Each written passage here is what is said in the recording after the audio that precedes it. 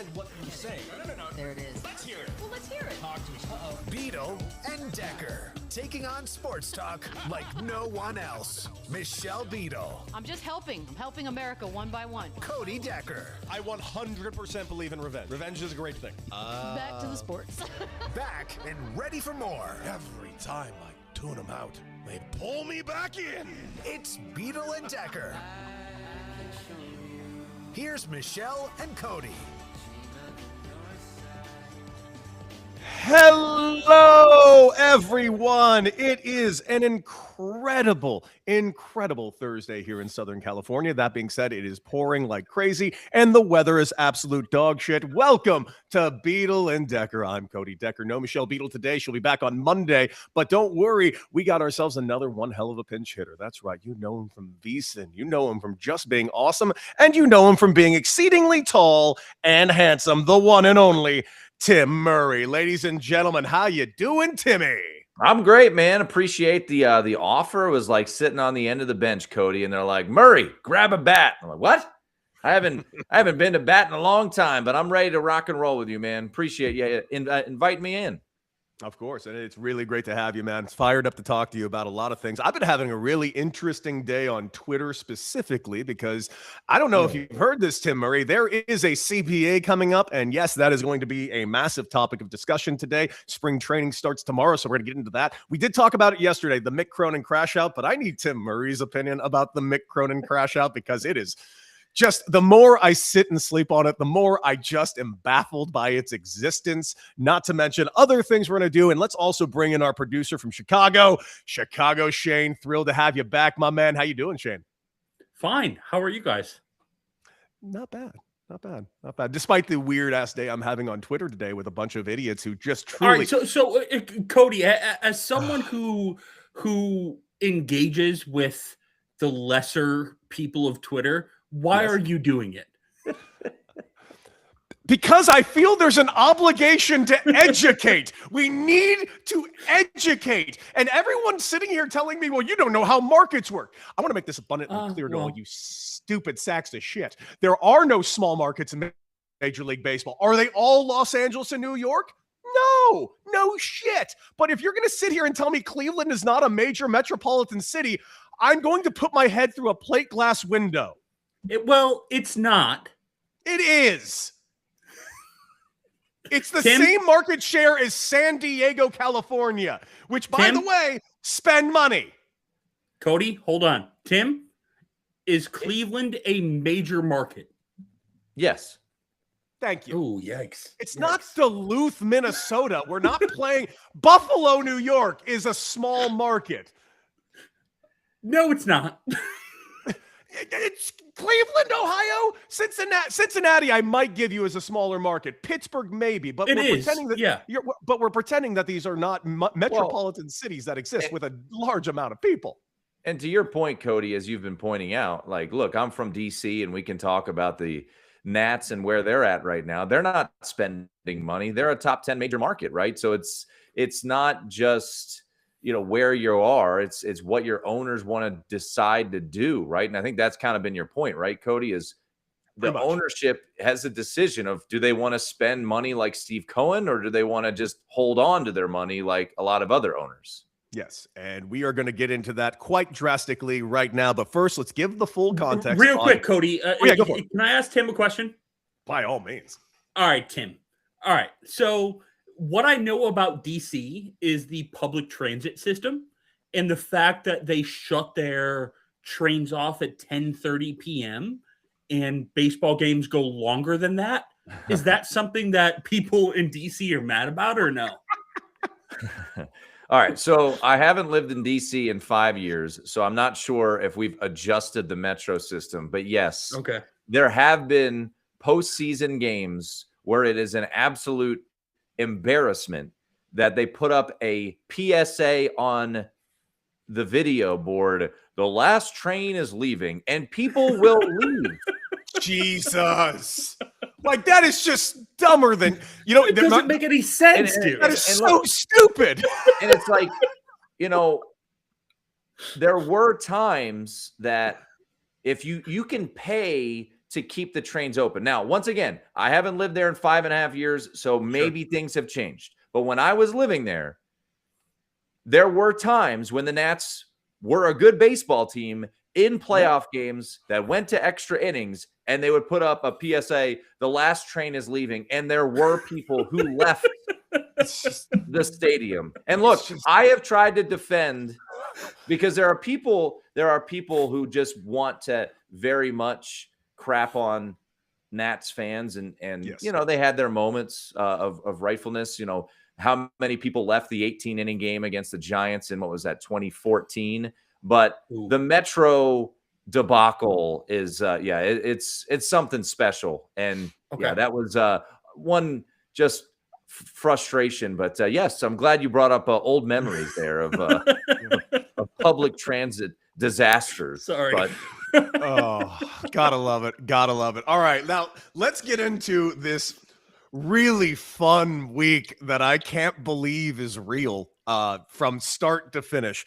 Let's just start where we started. Monday, I was feeling, things might be okay in the CBA. I mean, things like the players got their shit together and everything's going well, with the exception of apparently some money is missing. And we've gotten into it all week, and the allegations towards specifically Tony Clark, the allegations of money missing from the NFL and MLBPA. And of course, as time went forward, we were talking about the other things he was accused of, not filling out certain paperwork since 2008 when it comes to high-end gifts such as plane flights and high-end bottles of alcohol, which of course that I don't care as much about. It's something that everybody in that position pretty much does. And then the third thing was nepotism. Got him a job for his daughter, got a job for this person, that. And that one I also, at the time, scoffed at and said, nah, that just happens in these industries. But once we started doing that deeper dive and we found out exactly what they really meant by nepotism, holy shit, dude.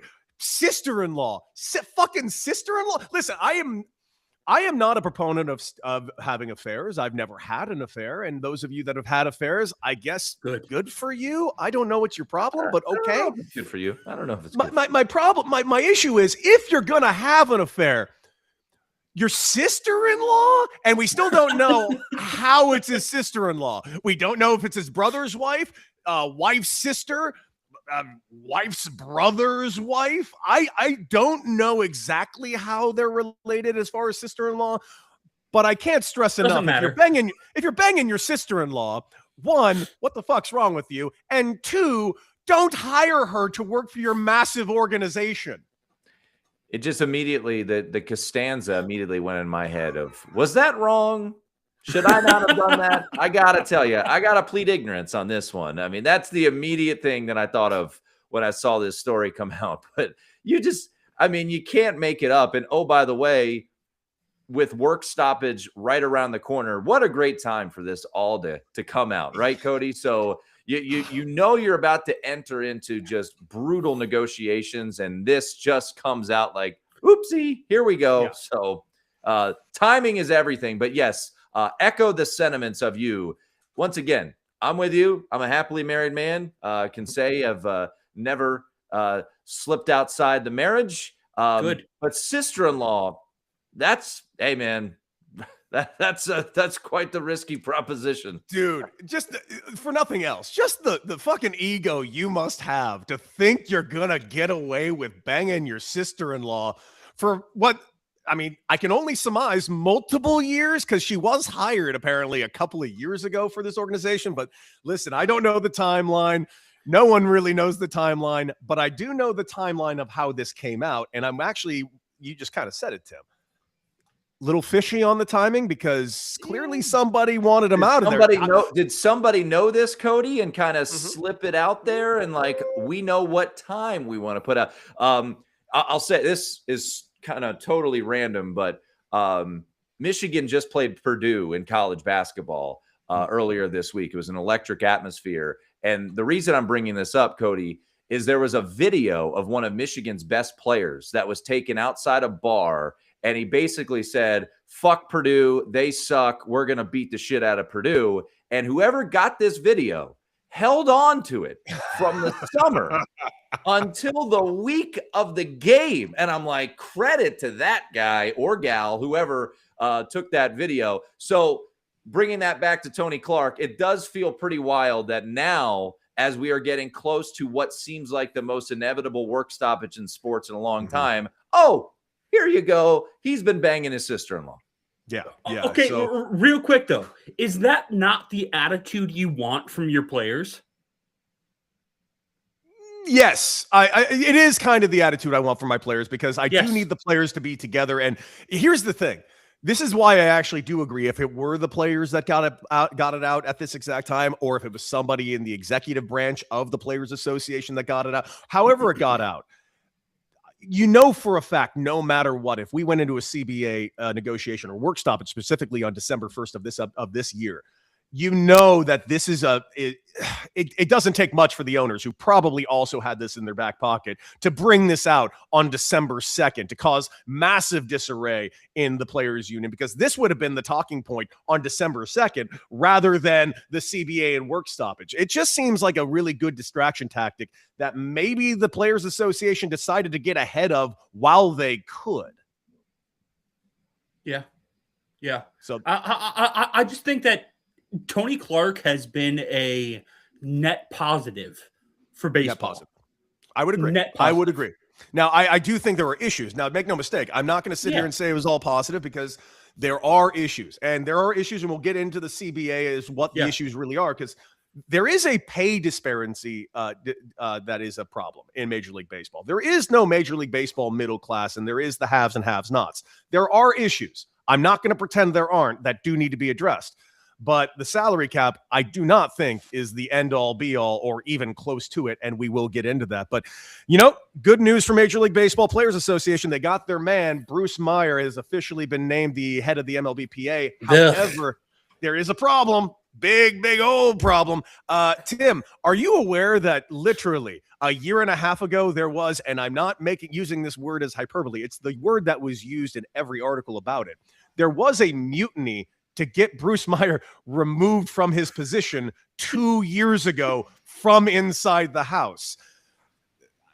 Is this, listen, I know the vote was unanimous yesterday, but is that good? Because I'm not feeling great. Doesn't seem great, right? To have a mutiny to get rid of someone and then say, hey, welcome back.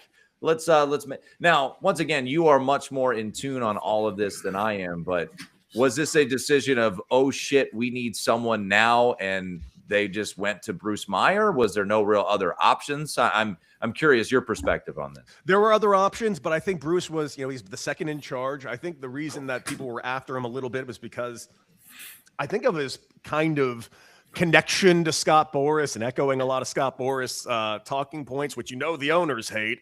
And I'm not positive all the players love that too. However, listen, I guess he's the best option available, but he's a hardcore union attorney, so maybe he is the right guy. But him at the helm makes me think, we're going into a work stoppage, because that word salary cap. He's not the right choice, Cody. Who do you think Scott Boras is the right choice.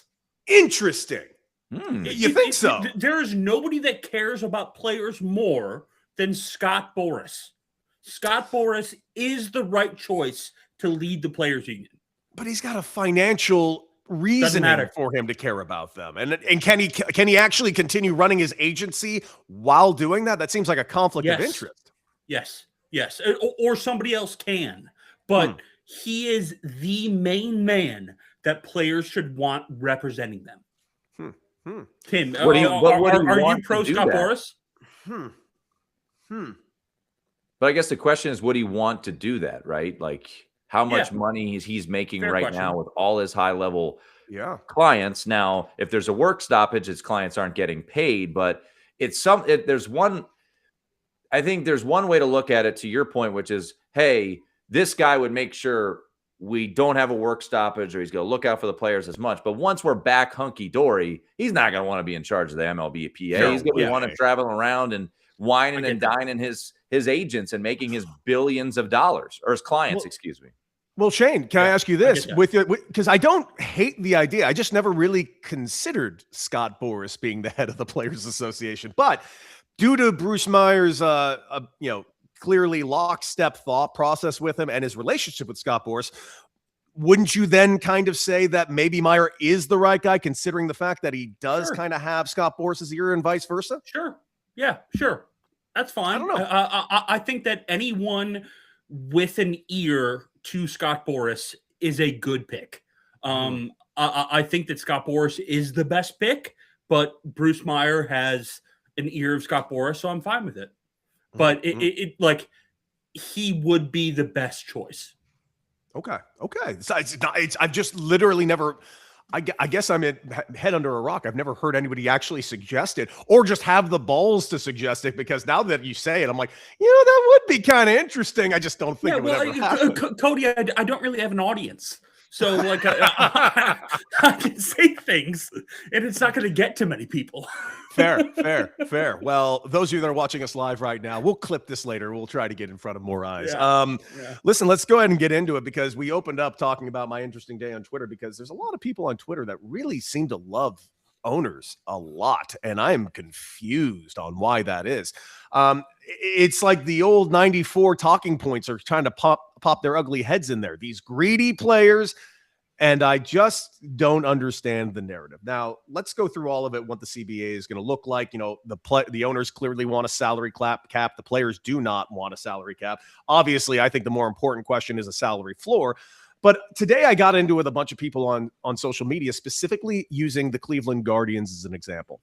And by the way, it's not about the Cleveland Guardians, but I want your take on this, Tim, on exactly the Cleveland Guardians, because the Cleveland Guardians are just a perfect example of a team that constantly does win and put a decent product on the field, but they're always in the bottom tier of the salaries right now. This year, right now, going into the 2026 season, their total team roster is going to be $83 million. That is near the very bottom of Major League Baseball. Yet, due to certain things throughout Major League Baseball, such as TV revenue sharing, they're making, just in TV revenue sharing, where they don't even have a TV deal technically at the moment, they are going to make $103 million this year just by existing and the existing shared television deals, which means their salaries are paid off by just that without them having to do anything, and they get to pocket roughly $25 million.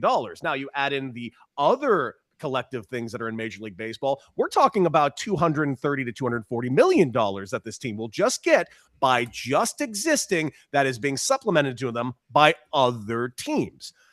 I don't understand how that's not the biggest problem in baseball, because a lot of people are coming back and go, well, they can't spend what the Dodgers spent. No shit. I'm not telling you to spend what the Dodgers spend. I'm telling you to spend anything. Fucking anything.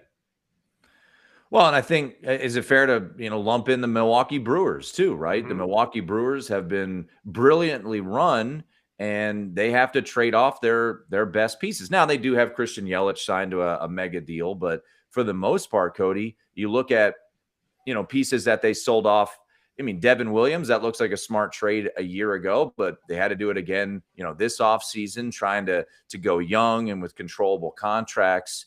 It is, interesting to me how baseball is run, and it's so different from, I'll just say football and basketball. I can't speak to hockey all that much from a, salary cap and all of that, but it is pretty fascinating that you see a team like the Dodgers, and I know they get brought up all the time, Cody, and give them credit to the extent of they also do an amazing job from player development and finding pieces. Like, they're the perfect storm, right? Of they got all the money in the world, but they also have great resources to go find talent. But it is wild to me that you have a team like the Dodgers who just says, let's go get Tucker. Why not? And we won't pay him for another, with all this offsetting money. So what I think frustrates, I'm sure, Guardian fans and even me as a Nats fan, is that some owners, not all owners, are saying, well, we don't have the money. We're not getting there. And then you're like, well, you do. And you're making a ton of money, and you don't want to spend said money. And forever and a day, right, it was the A's, right? And, all the, what Billy Beane was able to find. So it is, it is frustrating, I would imagine, for Guardian fans, because, this is a franchise, to your point, Cody, is consistently strong. They've made it to a World Series. Look, it is one of the unique things about this sport is when you see kind of that, underdog type of team make the run, or a Brewers beat the Cubs in the playoffs a year ago. But then you see the Brewers play the Dodgers in the NLCS, and you're like, oh, yeah, this is different. And you're not wrong. Like, there is a disparity between the Dodgers and other teams right now. But I've been making this point lately that it's almost like part of a plan. Now, I'm not saying, I do agree with Shane. I don't think the Dodgers have their plan going, oh man, we're going to help all the other owners. I just think all the owners are sitting back going like, perfect. Let the Dodgers do this and we will stop spending money and we cry poor. Thus, players aren't the enemy. The damn Dodgers are the enemy. And it's weird to me because I even quoted this earlier today. It drives me nuts because somebody yelled at me, well, the difference between rich and poor owners and large market, they can't dump the same money as an LA or a New York market. I said, so I'm just using the Cleveland Guardians as an example because the Cleveland Guardians are not the problem. There are bigger problems throughout baseball. The Reds, I got cited today. Well, their majority owner is only is worth $450 million. You're right. But he's part of an ownership group of over 20 people. And we have no idea how much money that collective pot is because they don't have to disclose Cody, all of these teams have all of it. All of them have 20, 25, 30 owners. All of them do. Exactly. Talk about the fucking White Sox. Yep. There's 40 of them.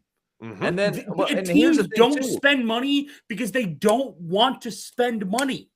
Right.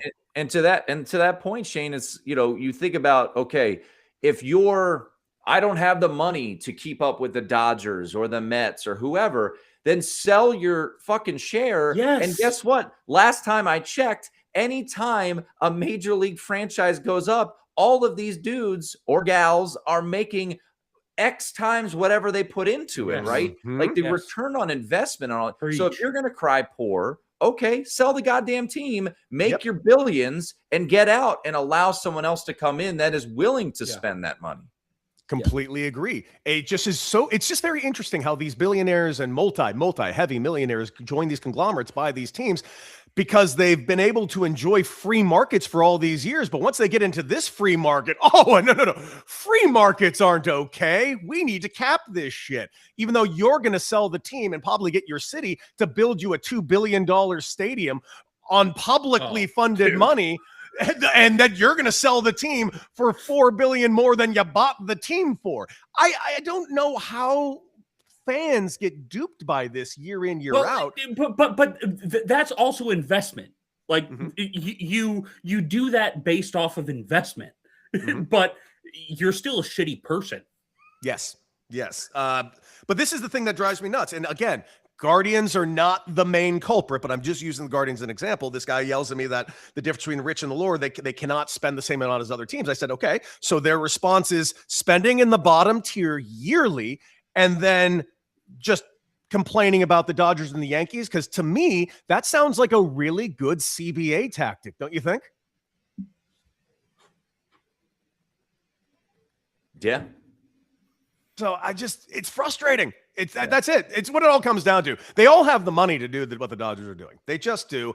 And those of you that are sitting here saying, and I've seen this a lot today, and I'm sure you guys have seen this a little bit, well, they're saying that they're all working at a loss. Okay, open your books. Nah, we can't do that. Yeah, no.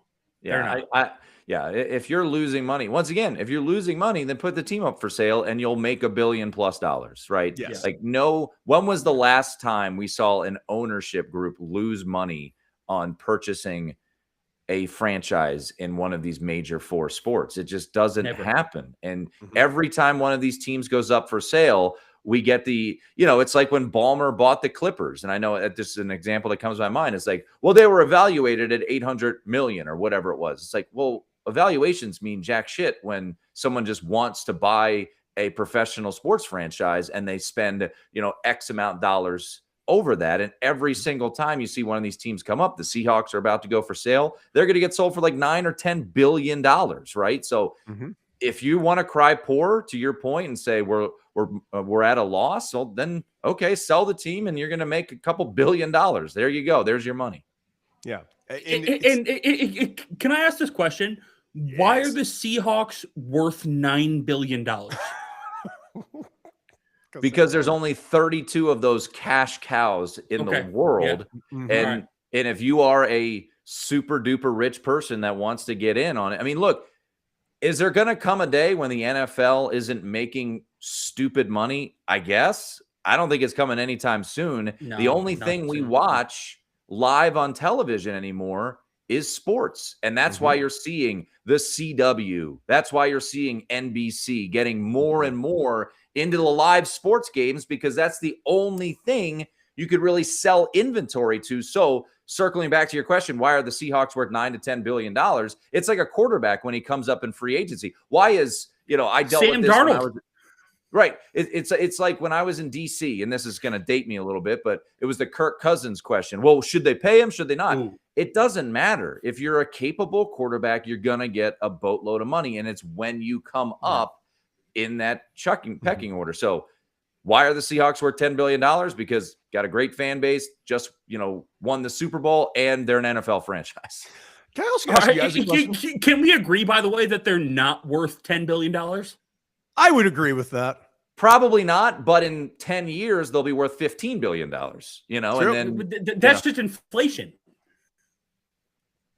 Yeah, I guess the way I look at the NFL is the way their TV money is going to continue to skyrocket, and now you're going to get Netflix and Amazon trying to bid for more games, and it's Paramount Plus, all these just, streamers. They are willing. I mean, hell, they're going to what, 9 countries? I know that's an exaggeration. Yeah. They're going to Australia. They're going to Mexico again. They're going back to Europe, like 5.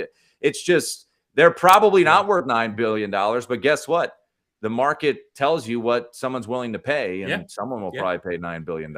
Someone will definitely pay $9 billion. Can I ask you guys one other question? And it's kind of something you've hit on multiple times, because it's also this weird, lazy argument to me. All these, basically conglomerates joining together, buying all these teams, or new minority owners come and join the group, and yada, yada, yada. Shane, you mentioned the White Sox and their 20, 40 owners that they have. I mentioned the Reds and their 20 owners.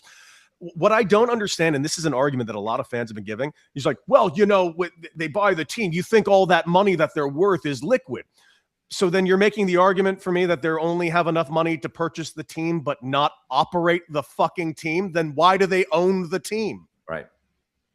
Well, it's like, exactly. If you're, and that's always perplexing to me is, if you're going to buy and own a team, okay, then, what are you willing to do with that team? You have to know. I mean, you don't just on a whim. Hell, you think about when you buy a house or even buy a car, you do your research, right? You go, you test drive the house, you go walk around the neighborhood, you check out, you have different sorts of, inspectors for your house. This is $1 billion operation. You should know everything about it. And if you have any questions or hesitations, then you don't sink your money into it. So baseball is, Cody, you know it more so than 99.9% of people out there. What goes into owning a baseball franchise? It's not just the 25 guys on the active roster. It's building up the infrastructure. It's, your GCL team, your Arizona team, your Dominican team, your scouts, your everything. There's so much that goes into it. So it's like, if you're not willing to do that, then don't own a baseball team. Completely agree. And by the way, the good news about this is all that infrastructure is already built. It's like, it's already there. Like, it's been there for a long time. In fact, the infrastructure, you can enhance it.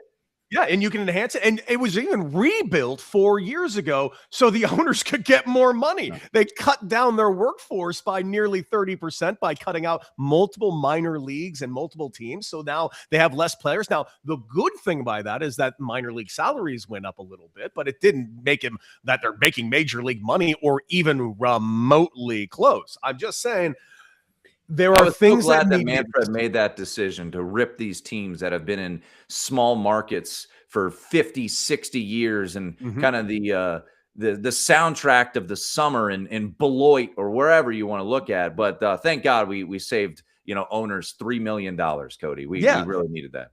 And it's wild to me when people are talking about small markets in baseball. There are small markets in baseball. They're filled with minor league teams. Oh, yeah. Hell yeah, man. Look, Cody, you played in it. For a long time. I broadcasted in minor league baseball for 4 years.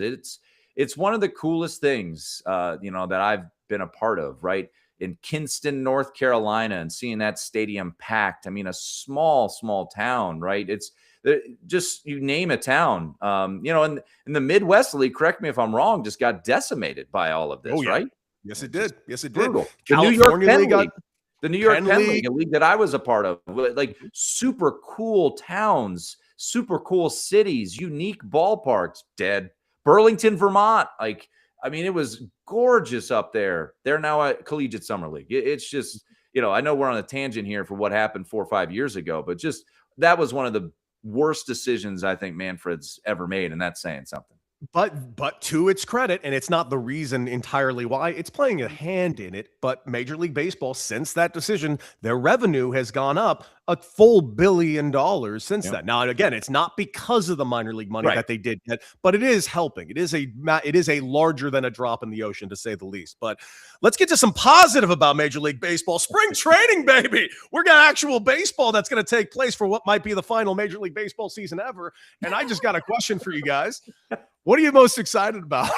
Because listen, despite all of this shit that's hovering all over this and how ugly it is and how ugly it's going to get, dude, baseball has been so good these last couple of years. It just has. And I just am so excited for more baseball, dude.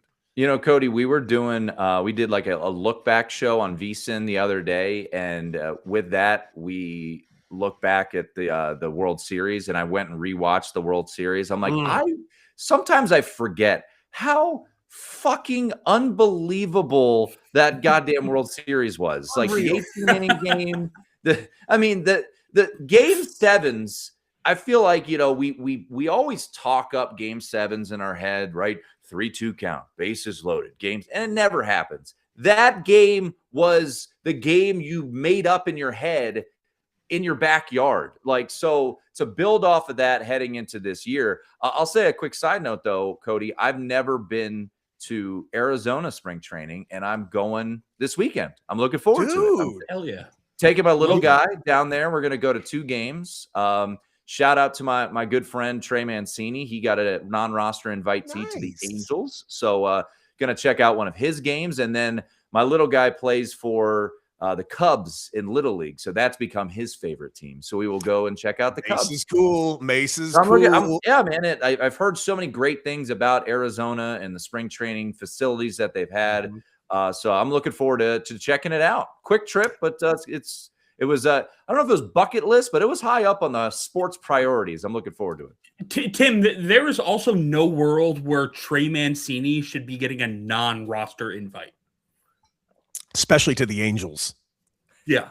Well, that is a Major League Baseball player. Yeah. So the connection's Brady Anderson. So Brady Anderson has been very important to Trey's career. He's talked about it.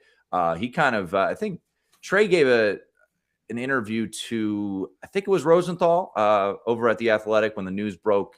And essentially he said he was like pretty close to retirement. And Brady kind of asked him to give it one last go. So Trey was with the Diamondbacks last year. Shout out to your former boys. And he was awesome in Reno. Didn't get called up, so he opted out in June or July. So I'm excited to see him, man. I mean, it's one of the coolest stories for those who don't know. Trey beat cancer, came back, had an awesome year, runner-up in the home run derby. Home run derby was magical, man. That was real. Yeah. I never rooted for somebody so hard in my life during a home run derby. Dude, I remember I was at my family's. I think we were at a rental beach house, and quick backstory. So Trey is married to Sarah Perlman, now Sarah Mancini, who I worked with at NBC. So that's how I got to know Trey, and seeing them together after he had beaten cancer. That home run derby, I know he didn't win it. I think Polar Bear won it, but to make it to the final that was so spectacular. Also, by the way, just get a Reno Aces shout out as always. Welcome on this show. I played 2 seasons for the Reno Aces, had a lot of fun with them, and a lot of seasons against them where they truly hated me, but they really loved me in the end. One thing I'm really looking forward to this season, by the way, and it's in the chat already because I'm with Chad. Despite my harsh criticism of how they've handled things this offseason, I am very excited to see the Detroit Tigers. I really am. And they announced some new unis today. Dude, I listen, I want your White Sox to win more than the Detroit Tigers, okay? We can all calm down. But are we not they're assholes. The Tigers are assholes. Well, how they handled Tarek Skubal was a full asshole thing. Yeah, I mean, what they did to Tarek Skubal, and then how they just Framber Valdez should not be in baseball. He is a bad person. Yeah, you can't just hire Framber Valdez. And they paid him so much money. $32 million. Can't believe that yearly salary. But hey, man, all right, Framber. It's not our money. Didn't Framber try to kill his catcher last year? Yes. Yeah, I remember that. He's a bad guy. I don't know how I would have reacted if I was catching, but it would have been fucking bad. Yeah. I've never seen a catcher charge the mound on his own pitcher before, but that might have happened if I was fucking catching in that game, because that was insane. Listen, there are things I'm looking forward to. The Tigers, listen, despite them being assholes, I am kind of excited for them. The team I got circled, and I was on your show last week, and I'm not going to be quiet about it, dude. I really like this Mariners team. I really, really like this Mariners team. And I think they have the pitching to do it. I think I would have liked them to go get another bat. I know the Josh Naylor signing was not a bad move, especially at the price they got him at. But I kept dreaming, what if that team got Pete Alonso? Just what if Pete Alonso was that? Would it make them maybe a little too right-handed? Sure. But it would also make you have 42 to 45 home runs richer. Well, you mentioned Pete Alonso. You also came on my show and you said you like the Orioles. I've had a couple of people, Cody, talk to me about the Orioles as, from a betting standpoint, around 5-1 to win the AL East. Their win total went up a little bit when they signed Chris Bassett. But, that's a team that I've heard a lot of people that I respect, including you, Cody, say, watch out for this Orioles team. This team could be pretty darn good. And what is always just a motherfucker of a division. Oh, man. Yeah, it's going to be interesting. And, I still have a question mark, and I would love your guys' opinion on this because I don't know how to feel about it. Because I know how we always look at the AL East as the AL Beast, and I think they've earned that right over the last couple of decades. My biggest question mark in that league, in that division specifically, is the Boston Red Sox. I know they got a lot of young talent, but the fact that they did literally nothing this offseason has me flat out perplexed. Teams that don't prepare don't get better. No. The Red Sox will not get better. I don't think they will either. It's as simple as that, bro. Mm-hmm. By the way, it's in the chat right now, and I think you'll really appreciate this, Shane. It's not Valdez's fault that Salazar can't catch a sinker. No, that's not it. When you call one pitch and throw another, when you call a pitch that's also 10 miles per hour slower than the pitch that hits you directly in the chest. You're just a dick, dude. Oh my God. You're just an asshole. Shit. I would have lost my absolute shit. All right, let's get we already got Shaner in here. Let's do his quick hitters. All right, I'll keep it short today. We'll do 2. You got it. Let's do it. Because we're going kind of long. Okay. Is spring training necessary?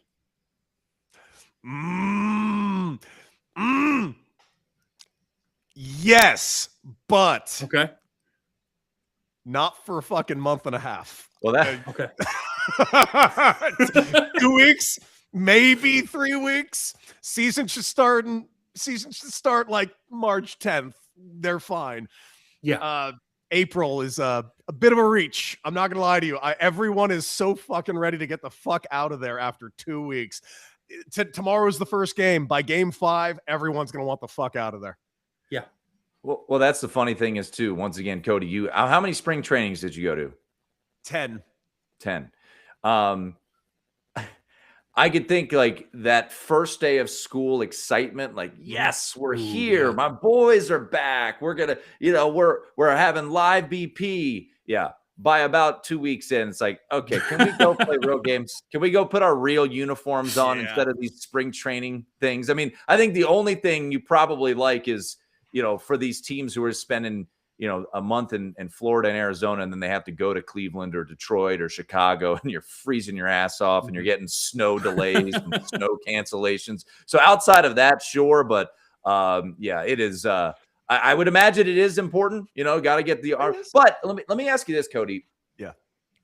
Is it on the players? And they do. I'm not saying they don't. Like, not that long ago, players wouldn't do anything in the offseason. They'd show up at spring with a big beer belly, like, all right, now it's time to get in shape. That shit doesn't happen anymore. The day the season's over, these guys are well-oiled machines. They're training the day the season ends. And it's the same thing with NFL training camp. Maybe not. I think you're giving them a little too much credit on when they start the offseason training, but they enjoy themselves for a little bit. Okay, it is definitely not on day one of spring training, but it sure as shit isn't day one of the offseason either. But I will tell you this. Let me tell you, this is why I needed spring training to be so much less. And I am a very specific example. Because not everyone had to, for whatever reason, even though I really only, for the most part, played like 3 positions in my career. I played a total of like 6 positions all throughout the field, but I really just was stuck at first, third, and left, and occasionally catching. And then sometimes I got forced to go to right field. Here's what it is that I just can't stress enough. For me, my schedule every morning was I had to be at the field every day at 6 a.m. to get into a massive stretching routine and get all my stuff kind of ready to go. Then maybe get a workout in. Then I had to meet up with all the catchers at 7 a.m. 7 a.m. to go do all these catching drills. Then after that, I had to go in for team meetings at about 8 a.m.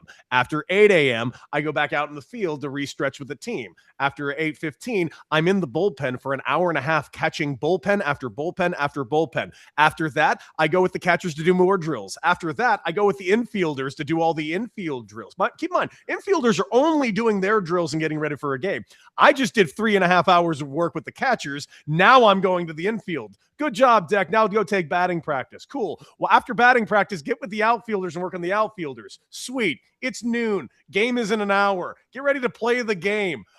That was my schedule every day at spring training, and I can't stress this enough. Dude. I was fucking broken on day one of every season and couldn't lift my arm. Is that not why they have a bullpen catcher? They need 10 bullpen catchers. I shouldn't be doing it. I'm catching no games this year. Fuck, I hated spring training. All right. I'm glad I see Cody being like, question. All right, well, fuck, another spring training's here. God damn it. Here we go. Cody, why did you drink yourself to sleep every night? I don't know, because everything fucking hurt. Only to get replaced by Will Ferrell. Which happened in a fucking game. I was replaced by Will Ferrell. And then after the game, he put his hand on my shoulder and said, it's a tough business, kid. You're up, you're down. I'm like, I've never been to this point. I'm like, I've never been up. Thanks for reminding me of that, Will Ferrell. No, you're doing a great job. All right. It was fun. That's awesome. Number 2. Let's see if this angers you guys a little bit less. Do you remember how good Sports Center used to be? It's not anymore. I will say that there is a caveat to this. There is a caveat to this. All right. Show. Van Pelt Sports Center is elite. Yes. It is absolutely elite. Scott's great. DVR it. Scott's the best. They do long replays, long highlights.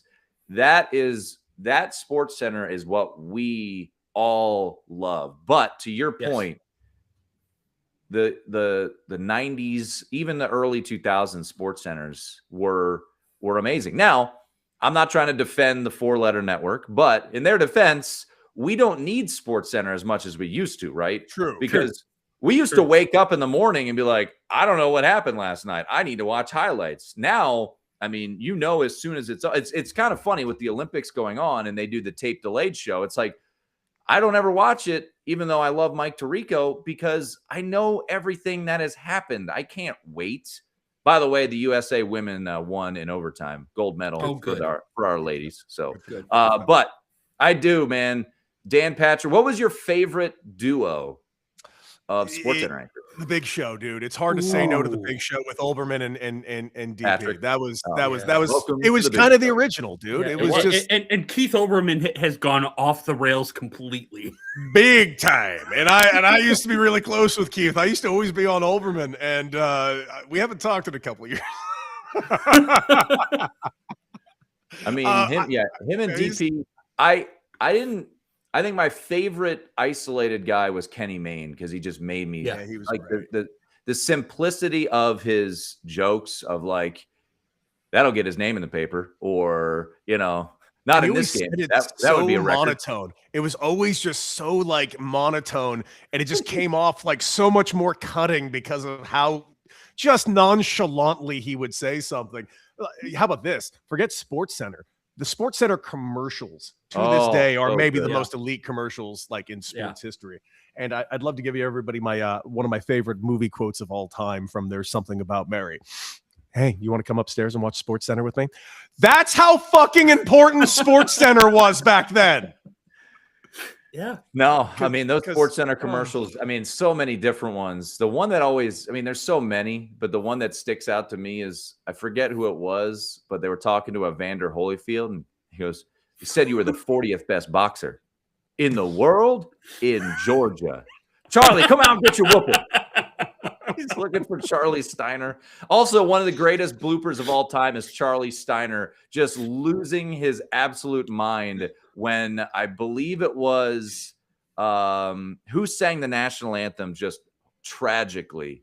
There's been a few. I mean, it was Carl Lewis, and he goes and he tries to put the joke of, he was like, "That was written by Francis off key," and he just loses.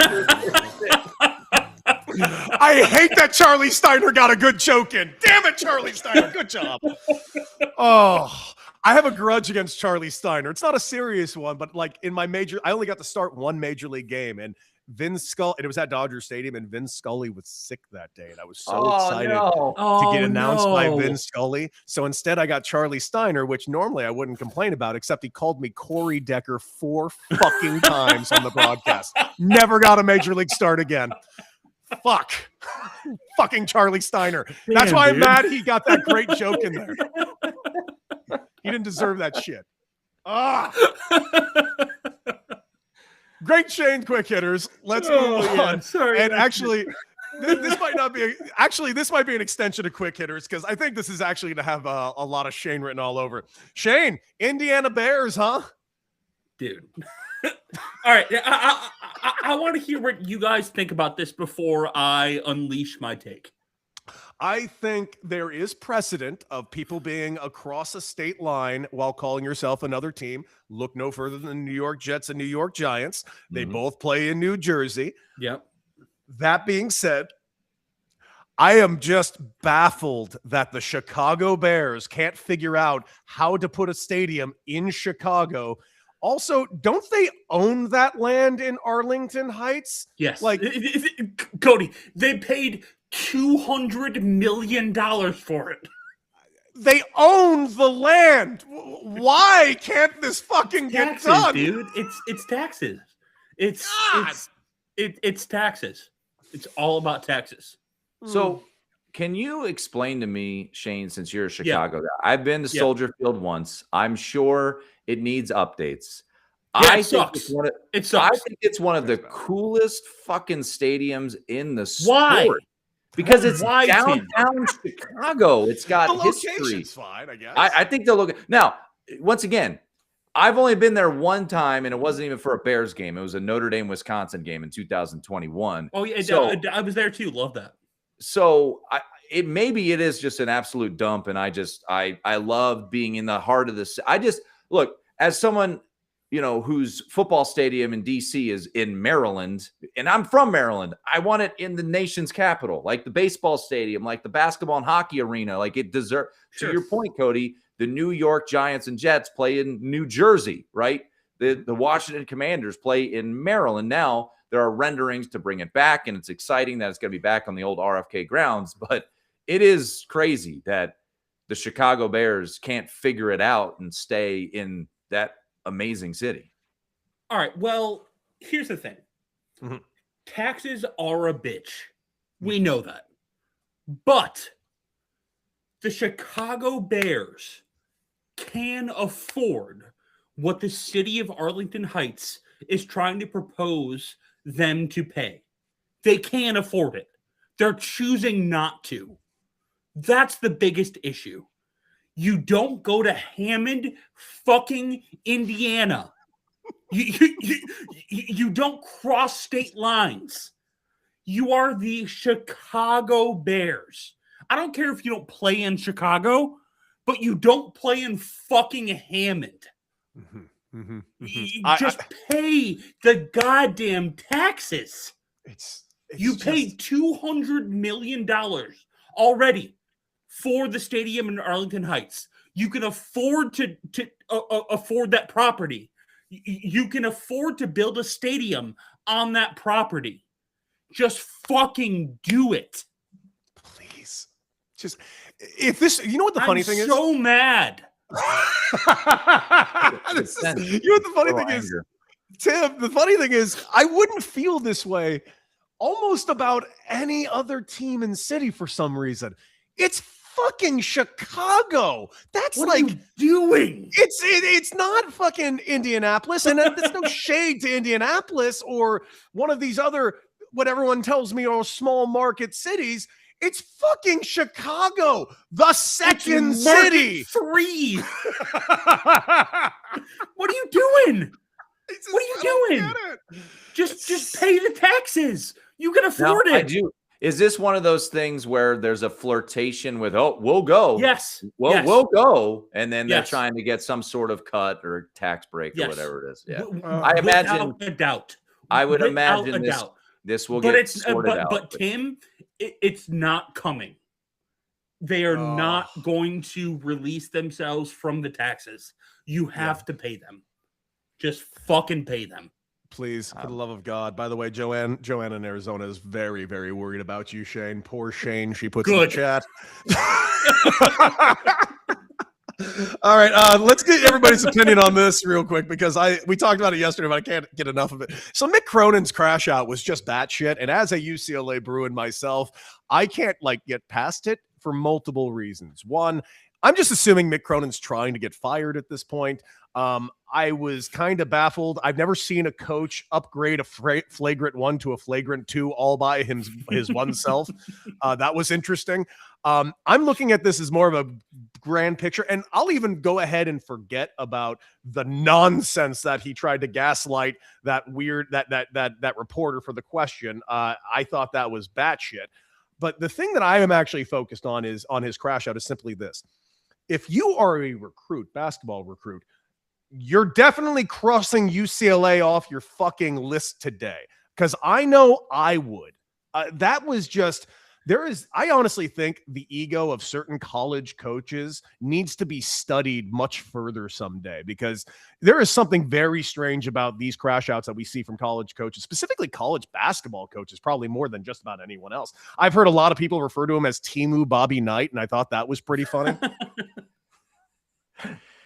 It does. I'm going to use a Seinfeld reference. It feels like when George Costanza was trying to get fired from the Yankees so he could take the job with the Astros, like driving around in the parking lot with the World Series trophy, eating with Babe Ruth's jersey on.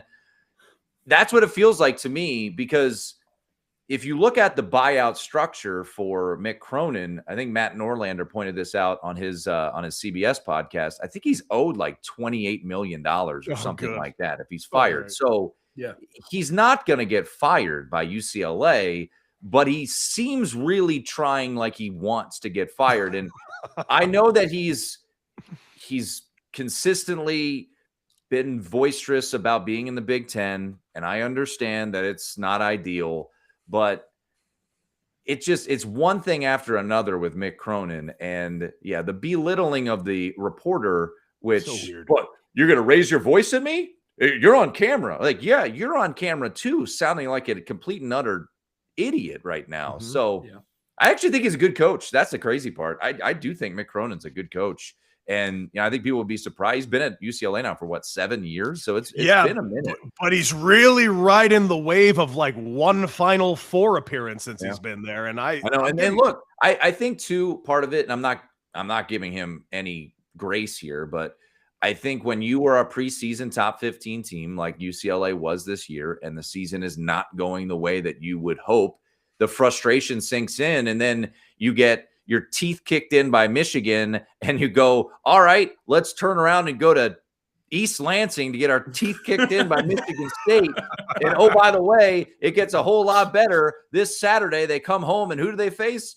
Illinois, who's a top 5 team who might win the national really good team. It's Big tough. Ten. I'll admit it's tough. But Tim, why can college football do it and college basketball can't? College baseball's doing it. Oh, I think that you can do it. And like, let's be clear. It's not like UCLA hoops is jumping on Southwest and trying to figure out if they're on the A or B boarding group, right? They're going on their beautiful charter plane back to UCLA and all of these. It's look, is it John Wooden? Do I like it? Look, college realignment's a whole other thing. And I don't like the fact that all of these conferences, Rutgers is playing Oregon on a Tuesday night on the Big Ten Network at 10:30 Eastern. That's insane. I admit that's hard to tough. me.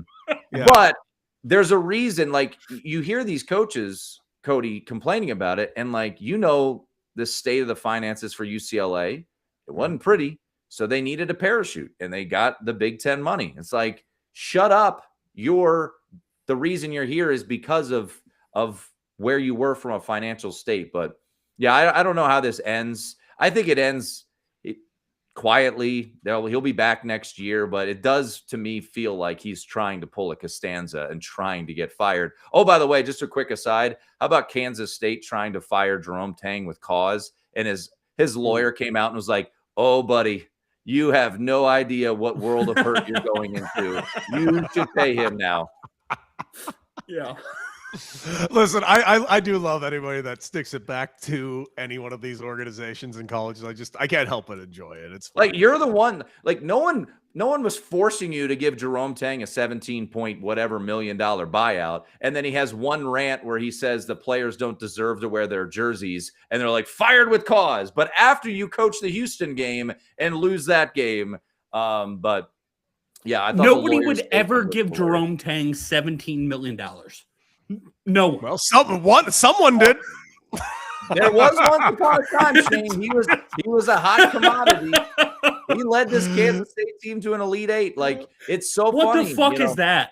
Look, Jerome as a Notre Tang? Dame fan, Notre Dame gave Charlie Weiss a massive extension because he Well, almost beat USC. That was I get that. I get that. I think Get it? There were people interested in Jerome Tang, and as a coach, man, your flavor of the month status goes quickly, and clearly it went quickly for Jerome Tang, who, by the way, Kansas State spends buku bucks too. So I think they're a little salty that they have a really expensive roster and they've won 2 games now in conference play. Well, let's go ahead and get ready to wrap it up. Tang, dude. Really quick before we wrap it up, before we get to reflections, let's do a real quick version of Shiggles real quick. And here is Shiggles, and I'll tell you what I'm shiggling on today.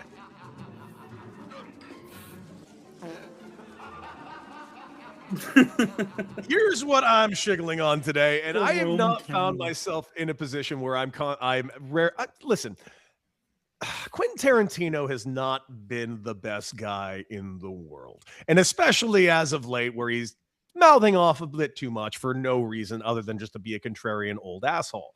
But there is one thing he said recently that I actually do agree with, and it comes with this. The Toy Story 5 trailer was released today, and I refused to even watch the trailer. What? Why? Because I refused to even watch Toy Story 4, and I don't acknowledge either of these movies' very existence. And by the way, I've heard Toy Story 4 is fantastic, Toy Story 4 is awesome. But I still refuse to watch it. You know why? Because you don't have a Toy kid? Story 3 is such a perfect ending to this story. It's over. I refuse to restart this movie franchise. Toy Story 3 will never be touched, and I just decided to cut it off there and just pretend the rest don't happen anymore. Am I right? Probably not. Do I feel good about it? Sure do. Well, I don't know how so to your point about Toy Story 3, it was a very good ending. Andy hands off the toys. Mm-hmm. Toy Story 4 does have some premise because they're still all together, right? True. And Toy Story 4 ends, spoiler alert, it's been 8 years, so I think statutes are fine. Yeah, no, Go ahead. stop. The end of the movie, Woody and Buzz get separated. Woody stays with the toys they found at the carnival, and the last line of the movie is to infinity and beyond, and it's over. I have no idea how they're going to reunite.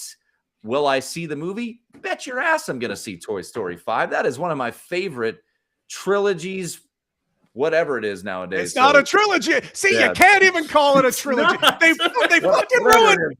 It was a perfect trilogy. Listen, By the way, I think Toy Story 3 is the worst of the 4.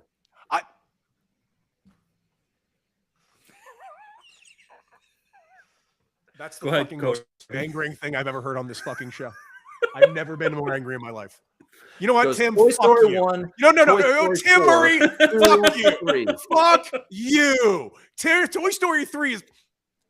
It's daycare. I don't know. It's it's Cody, It's a little- I've changed my shiggle since shiggle started. Okay. I'm going to be with Tim. There is no need for anything outside of Toy Story 1. I will agree that Toy Story 2 was Whoa. a step back. I will admit that. But Toy Story 3 was 5 steps forward, man. No. on. Toy Story 1 is the only Toy Story that we needed. I will admit, losing Mr. Varney, the great Ernest, as Slink, that was something that still hurts to this day. Yeah. I will freely admit it that. sucks. Yeah, It sucks. okay. Yeah. What do you got, Tim? Anything you're shiggling on? I don't know how much you've been watching the Olympics. I saw the new event today that I've never seen before. It was called Skimo. And if you haven't seen this, I haven't. these dudes are on skis. Then they take off their skis. They run up steps. Then they get back on skis. They start skiing around. And then they stop again and they change to like a different pair of skis and go downhill. And it lasted like 2.5 minutes. I've never seen this before, and I was wildly perplexed. I will say, I do have a new hot take, though, regarding the Winter Olympics. It should be exclusively in Europe. The visuals of these Olympics are freaking spectacular. The Alps, they're doing an amazing job. And you know what? I covered the Pyeongchang games in 2018. Coolest thing I've ever done professionally. But what was not great was the atmosphere of a lot of the events. It wasn't well attended. It feels like every one of the events, whether it's cross-country skiing or hockey, whether it's figure skating or skimo, like everything is packed because all these Europeans can just go to Italy to watch it. So Love that. every Olympics in the winter should be in Europe. I love this goal. The visuals. I am so like, when can I go visit that part of the world? It is gorgeous. You watch all this. I absolutely love it. It's funny you said, yeah, that's actually a good take. I do think it should stay in Europe. And I will admit, I have not heard of Skimo. I am not here until today. Yeah, I've not heard of that. Cody, you watch some of these events and you played in a World Baseball Classic. You've played professional sports. Like you watch these athletes do a freaking 2160 off of I'm like, yeah, it's crazy. Some of the shit that these athletes do, it's a lot of mesmerizing. turns. It's a lot of turns. And I'll freely admit, I always forget what it's called, but the skiing and gun shooting thing, I just still think is fucking weird. Biathlon. Biathlon. I just, Well, I it's made not it necessary. It was. Are you preparing to be a Bond villain from a Roger Moore Bond movie specifically? Have you seen the video of the Norwegian dude literally sprinting in skis directly up a hill? Like some of these dudes, it's but Tim, what is the purpose of that? doesn't matter. In case the ski lift is broken, bro. What's the purpose of playing a sport inside a field that has half dirt, half grass, has a fence 300 feet away and 400 feet away? Yeah, I mean, there's no purpose to any of these stupid You know what? sports. What's Why the point are we of the sport alive? that I played? Fuck What's life. the point Why are of we here? putting a ball into a basket? Who knows? But we like it. You're right. I'm sorry. You're right. Yeah, But watching your lesson. these athletes, man, and can we? I mean, come on. Italy was ill prepared with the condoms. Come on, let's be better. Let's be better. Yeah, Be dude, 10,000? they ran out of condoms. Also, why are they fucking so much? Because they're Olympic athletes and they Why need to not? create more. And if I was an Olympic athlete, I'd probably be doing the same thing. You're surrounded by the most perfect bodies that has ever been constructed by anything, nature, man. You should not be having that much sex. That is not a statement that should ever be coming out of a healthy male's mouth, sir. And you know that. Yeah, I just changed my reflection. Let's get to reflections.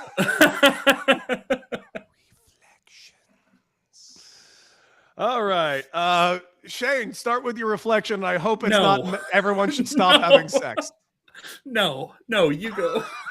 All right. My reflection is this is a great time. Tim, I've never had you on this show before, and it was a great having you, and I cannot wait to have you back. And of course, I can't wait to join you on your show on VSiN as always, and talking baseball and all things sports. And I want to just say my reflection is simply this. I disagree with Shane Reardon, producer Shane Reardon. I think Olympians should be having more sex in the village. And you know what? I'll go a step further. I'm thrilled that they ran out of condoms because we need more Winter Olympians. There's just not enough of them. By the way, I'll say this. I don't know if this is a reflection, but it's like when I watched Chloe Kim, the amazing snowboarder, she got silver. She's so good. And just an incredible athlete. And who is she dating? Myles Garrett. I'm like, can you give people a chance? That's just not fair. Like, you got the most havoc-wreaking defensive player in the NFL, and I'm not saying they're going to get married, but they seem very happy together. Like, come on, give us normal folks a little bit of hope. Like, spread out, be a little bit. Yeah, it was pretty cool. Tim, do you want to date Myles Garrett? All kidding aside, So bad. It was super cool to see some of these, elite athletes. Like, there's a woman on the women's hockey team, Kendall Coyne. Her husband played in the NFL. He was an offensive lineman for the Broncos where they won a Super Bowl. It's kind of just cool to see these elite athletes watching their significant other and just being so like proud of what they're doing. Like seeing Myles Garrett, a dude who makes people cry, quarterbacks cry. And he's like there with like a big ass camera. Like he's like a proud dad watching his, I guess he's a proud boyfriend, but that is kind of a neat thing to see watching the Olympics and just kind of watching all the cool stories. Tim, we talked about this on the show before. How do you feel about Jake Paul and the way that he reacted to his? That was cool. Okay, I'm not the biggest. You thought it was real? I'm not the biggest Jake Paul guy. You don't think it was real? No, so performative. No. He's just a performative little asshole. Yeah. By the way, his fiance is a badass, man. I don't want to talk so about hot, it. Dude. I'm so tired. I'm so tired of talking about undeserving people. I'm just talking about her prowess on the ice. She's so hot. Speed skating, man. She's moderately attractive. Yes. Apparently, all they do in the Netherlands is speed skate because I think they win every medal. Well, Apollo Anton Ono. Now we got our own guy, Jordan Stahl, who apparently when he was like 5 years old, he lived in Wisconsin. And his parents just made a rink in the backyard, and that's how he got into it. That's how things. I'm sorry happen. about Jesus living in Christ. Wisconsin. Yeah, it sucks. Fuck that noise. Guys, this has been an absolute blast today. We will be back again here tomorrow at noon Pacific, and we'll be joined by Tyrone Johnson yet again. Tim, we got to get you back, man. This was just too much fun having you for this hour, man. Absolute blast. Tim, where can everyone find you? And, of course, your incredible show on VSiN. Yeah, so weeknights, VSiN, 7 to 11 p.m. Eastern time, VSiN prime time. And then Saturday mornings, you can check out the VSiN weekend morning line. But I won't be there this Saturday because I will be down at spring training. And then follow me on Twitter at @1Tim Murray. By the way, Cody, I had to do this. This is my Division III basketball jersey right here. So, Ooh, big spender. yeah, Cody's got a major league. I will say, I know we got to go, but I did this during COVID. I did it tongue in cheek because I saw all of these, athletes like yourself who played in major leagues or NFL. I'm like, you know what I'm going to do? I'm going to put my fucking Division III basketball jersey in the background. I'm sorry. It adds credibility, my guy. Don't let anyone tell you otherwise. You did that shit. And guys, make sure you like, share, and subscribe. Check us out on Instagram. We'll be posting clips later on today. Be back again here tomorrow. Michelle will be back, of course, on Monday for a live show. And stay tuned. A lot of cool things happening. Tim Murray, cannot thank you enough. Shane, love you. And all of you guys that joined us live today. Thank you. We see you tomorrow. All right. And as always, RIP Estelle Getty.